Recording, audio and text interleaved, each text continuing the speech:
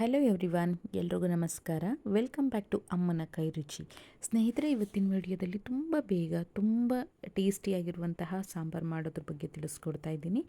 ಏನಪ್ಪ ಸಾರು ಅಂತ ಹೇಳಿದ್ರೆ ಬೇಳೆ ಸಾಂಬಾರು. ಈ ಸಾಂಬಾರು ನೀವು ತುಂಬ ಜನ ಟ್ರೈ ಮಾಡಿರ್ತೀರ, ಬಟ್ ಈ ರೀತಿ ಟ್ರೈ ಮಾಡಿದ್ರೆ ತುಂಬ ರುಚಿಯಾಗಿರುತ್ತೆ. ಸೊ ಒಂದ್ಸಲ ಟ್ರೈ ಮಾಡಿ. ಇದಕ್ಕೆ ಬೇಕಾಗಿರೋದು ಒಂದು ಬಟ್ಲಷ್ಟು ಬೇಳೆ, ಅಂದರೆ ತೊಗರಿಬೇಳೆ ತೊಗೊಂಡಿದ್ದೀನಿ. ಅದ್ರ ಜೊತೆಗೆ ಒಂದು ಈರುಳ್ಳಿ, 2 ಟೊಮ್ಯಾಟೊ, ಒಂದು ಸ್ವಲ್ಪ ಕೊತ್ತಂಬರಿ ಸೊಪ್ಪು, ಮತ್ತು ಒಂದು ಬೆಳ್ಳುಳ್ಳಿನ ಸಿಪ್ಪೆ ತೆಗೆದು ಈ ರೀತಿ ಇಟ್ಕೊಂಡಿದ್ದೀನಿ. ಮತ್ತು 1 ಟೀ ಸ್ಪೂನಷ್ಟು ಜೀರಿಗೆ, ಒಂದು 5ರಿಂದ 6 ಕಾಳು ಮೆಣಸು. ಸೊ ಇದಿಷ್ಟು ನಮಗೆ ಹಾಕೋದಕ್ಕೆ ತೊಗೋತಾ ಇರೋವಂಥದ್ದು.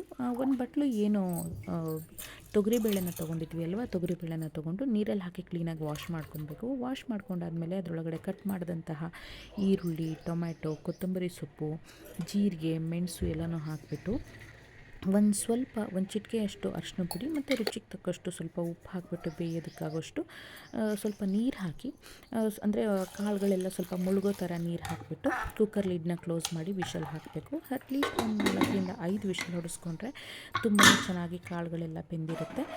ಇನ್ನು ಒಗ್ಗರಣೆಗೆ ಒಂದು 2ರಿಂದ 3 ಕೆಂಪು ಮೆಣಸಿನ್ಕಾಯಿ, 1 ಬೆಳ್ಳುಳ್ಳಿ, 1 ಟೀ ಸ್ಪೂನಷ್ಟು ಬೆಲ್ಲದ ಪುಡಿ, ಒಂದು ಸ್ವಲ್ಪ ಹುಣಸೆಹಣ್ಣಿನ ರಸ, ಒಂದು ಸ್ವಲ್ಪ ಸಾಂಬಾರು ಪೌಡರು, ಮತ್ತು ಜೀರಿಗೆ ಮತ್ತು ಸಾಸಿವೆ, ಮತ್ತು 2 ಗರಿಯಷ್ಟು ಕರಿಬೇವಿನ ಸೊಪ್ಪು. ನೋಡಿ, 5ರಿಂದ 6 ವಿಷಲ್ ಆದಮೇಲೆ ನಮಗೆ ಈ ರೀತಿ ತುಂಬ ಚೆನ್ನಾಗಿ ಬೇಳೆ ಎಲ್ಲ ಬೆಂದ್ಕೊಂಡಿರುತ್ತೆ.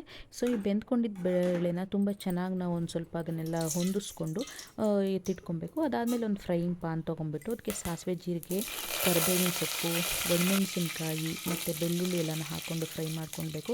ಚೆನ್ನಾಗಿ ಫ್ರೈ ಆಗಬೇಕು, ಅಂದರೆ ತುಂಬ ಸೀದೋಗೋ ಥರ ಎಲ್ಲ. ಸಿಮ್ ಫ್ಲೇಮಲ್ಲಿ ಚೆನ್ನಾಗಿ ಫ್ರೈ ಮಾಡ್ಕೊಳ್ಳಿ. ಅದು ಒಂದು ಒಳ್ಳೆ ಫ್ಲೇವರ್ ಬರುತ್ತೆ. ಅದೆಲ್ಲ ಚೆನ್ನಾಗಿ ಬೆಂದಿದೆ ಅಂತ ಅನ್ನುವಾಗ ನೀವು ಏನು ಎಲ್ಲದನ್ನು ಫುಲ್ಲು ಮ್ಯಾಶ್ ಮಾಡ್ಕೊಂಡು ಇಟ್ಕೊಂಡಿದ್ರಿ ಬೇಳೆ ದಾಲು, ಅದನ್ನು ಹಾಕಿ ನೀವು ಚೆನ್ನಾಗಿ ಬೇಯಿಸ್ಕೊಬೇಕು. ಚೆನ್ನಾಗಿ ಬೇಯುವಾಗಲೇ ಏನು ಸಾಂಬಾರು ಪೌಡರ್ನ ಎತ್ತಿಟ್ಕೊಂಡಿರ್ತೀರ, ಮನೇಲಿ ಯಾವುದು ಯೂಸ್ ಮಾಡ್ತೀರಾ ಸಾಂಬಾರು ಪೌಡರ್, ಅದನ್ನೇ ಹಾಕ್ಕೊಳ್ಳಿ, ಏನು ತೊಂದರೆ ಇಲ್ಲ. ಅದ್ರ ಜೊತೆಗೆ ಏನು ಹುಣಸೆಹಣ್ಣಿನ ರಸ ಇಟ್ಕೊಂಡಿರ್ತೀರ, ಹುಣಸೆಹಣ್ಣಿನ ರಸನ ಹಾಕ್ಬಿಟ್ಟು ಚೆನ್ನಾಗಿ ತಿರುಗಿಬಿಟ್ಟು ಬೇಯಿಸ್ಕೊಳ್ಳಿ. ಅದರೊಳಗಡೆಗೆ ಏನಾದರೂ ಸಪ್ಪೆ ಆಗಿತ್ತು ಅಂತ ಹೇಳಿದರೆ ರುಚಿಗೆ ತಕ್ಕಷ್ಟು ಉಪ್ಪನ್ನ ಹಾಕಿಬಿಟ್ಟು ಏನು ಬೆಲ್ಲದ ಪುಡಿನ ಹಾಕಿರ್ತೀರ ಅದನ್ನು ಹಾಕಿ ಒಂದು ರೌಂಡ್ ಚೆನ್ನಾಗಿ ಕುದಿಸ್ಕೊಂಡ್ರೆ ನಿಮಗೆ ಬಿಸಿ ಬಿಸಿ ಆಗಿರುವಂತಹ ತುಂಬ ರುಚಿಯಾಗಿರುವಂತಹ ಬೇಳೆ ಸಾಂಬಾರು ರೆಡಿಯಾಗುತ್ತೆ. ಇದನ್ನು ಅನ್ನದ ಜೊತೆ, ಮುದ್ದೆ ಜೊತೆ ಅಥವಾ ಇಡ್ಲಿಗಾದರೂ ನಾವು ಇದನ್ನು ಸರ್ವ್ ಮಾಡ್ಕೊಬೋದು. ತುಪ್ಪ ಹಾಕ್ಕೊಂಡು ತಿಂತಾಯಿದ್ರೆ ಅದ್ಭುತವಾಗಿರುತ್ತೆ. ಒಂದು ಸಲ ಟ್ರೈ ಮಾಡಿ, ಹೇಗಿತ್ತು ಅಂತ ಹೇಳಿ ಕಮೆಂಟ್ ಮಾಡಿ. ಸೀರಿಯಸ್ಲಿ ನಿಮಗೆ ತುಂಬಾ ಇಷ್ಟ ಆಗುತ್ತೆ ಅಂತ ಅಂದ್ಕೊಂಡಿದ್ದೀನಿ. ಐ ಹೋಪ್ ನಿಮಗೆ ಈ ವಿಡಿಯೋ ಇಷ್ಟ ಆಗಿದೆ ಅಂತ ಅಂದ್ಕೊಂಡಿದ್ದೀನಿ. ಇಷ್ಟ ಆಗಿದರೆ ಪ್ಲೀಸ್ ಲೈಕ್ ಮಾಡಿ, ಶೇರ್ ಮಾಡಿ, ಸಬ್ಸ್ಕ್ರೈಬ್ ಮಾಡಿ. Thank you so much.